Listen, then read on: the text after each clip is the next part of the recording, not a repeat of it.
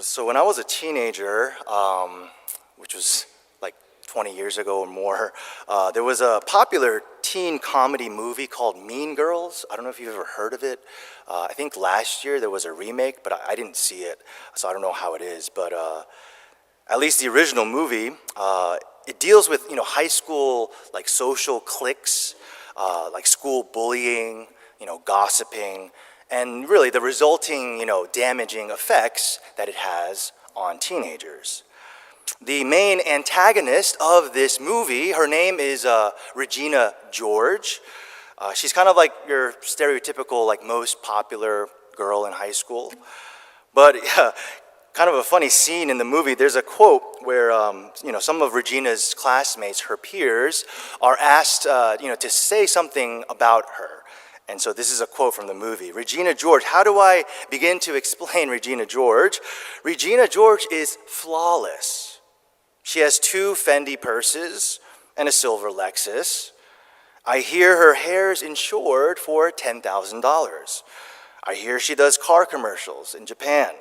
Her favorite movie is Varsity Blues. One time she met John Stamos on a plane and he told her she was pretty. One time she punched me in the face. It was awesome.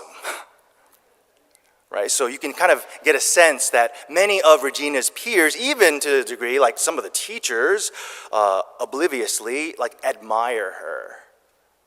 She's also a leader of this girl group called The Plastics, but it's this wealthy, mean girl group who thinks that, that they really run the school, right? And that they are all perfect. While the Plastics see, to some degree, their flaws and blemishes, they ultimately kind of justify themselves, saying, you know what, at least we're not as ugly as her or him. Or at least I'm not as poor as them. So like they're kind of in their own self-righteous bubble. And so, again, they may appear perfect, but the reality is that these girls in this group, the Plastics, they're actually quite malicious, right? They're quite cruel because they don't really see their behavior, their attitudes as something that is wrong.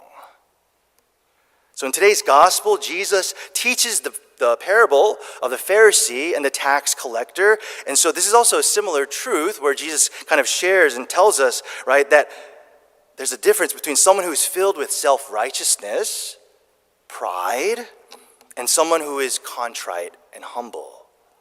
To kind of recap the gospel, right, we heard how a Pharisee, a tax collector, these 2 individuals went to the temple area to pray. But did you notice the Pharisee, he took a prominent position. He also prayed to himself, right? He was not praying to God. He was just talking to himself. He also made it evident that he fasts, that he tithes, but he also looked down on others, right? In comparison, saying, at least I'm not as greedy, dishonest, adulterous as these other people. And then we have the tax collector who stays in the back of the temple area. He doesn't even raise his eyes to God because he knows that he's a sinner, that he's in need of God's mercy, right, due to his sins against God and against neighbor. As a side note, too, kind of a little bit of a trivia during the Mass. So when we begin Mass, every time we start with what's called a penitential act, right? The confiteor, it's I confess. So that ritual, and the actions, it actually comes from today's gospel reading, right? Where the tax collector, beats his breast saying, Lord, God, have mercy on me, a sinner. But boys and girls, I think oftentimes in our lives, we can be more like Regina George, more like the Pharisee rather than the tax collector. Right? It's easy to judge, to compare yourself to other people, perhaps to say, oh, how wrong, how bad they are, all the while kind of justifying your own kind of self-righteousness.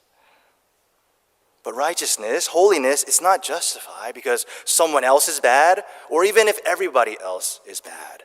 Right? Just an example, and you don't have to say anything, like if you are a kid or maybe when you were a kid, did you ever do something that your parents told you not to do, but you did it anyways, and then you eventually got caught, right, by being disobedient?